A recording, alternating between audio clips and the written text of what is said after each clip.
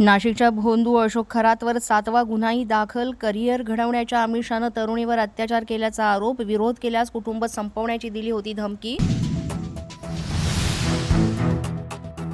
भोंदू अशोक खरातनं दिले तब्बल 5 नरबळी. सरकारी वकिलांचा खळबळजनक दावा. या दाव्यानं नाशिक कोर्टही हादरलं. काळी जादू करण्याचं सांगत घेतले बळी.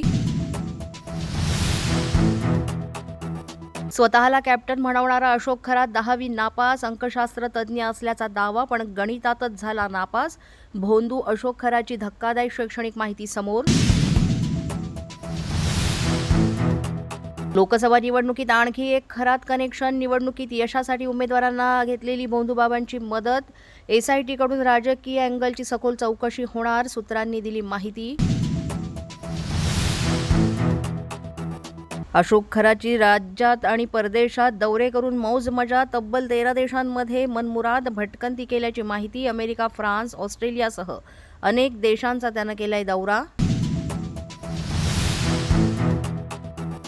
भोंदू अशोक खरातनं कमावली कोट्यवधींची संपत्ती. 10 ते 12 वर्षात तब्बल 1,500 कोटींचं साम्राज्य उभारल्याची माहिती. मोठे अधिकारी आणि राजकीय आश्रयामुळे वाढली ताकद. भोंदू अशोक खरातकडून एका महिलेवर अत्याचार. पीडित गर्भवती राहिल्यानंतरही खरातनं दिल्या गर्भपाताच्या गोळ्या. विधानसभेमध्ये निवेदन देताना मुख्यमंत्र्यांनी सांगितली ही कहाणी.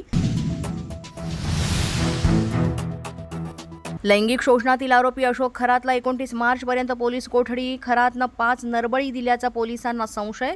खरातकडे रिव्हॉल्व्हर आणि 31 काडतूसही सापडली.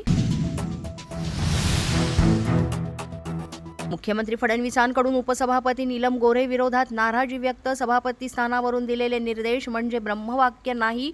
सातारा प्रकरणी फडणवीसांचं वक्तव्य. नीलम गोऱ्हेंविरोधात महाविकास आघाडीकडून अविश्वास प्रस्ताव सादर.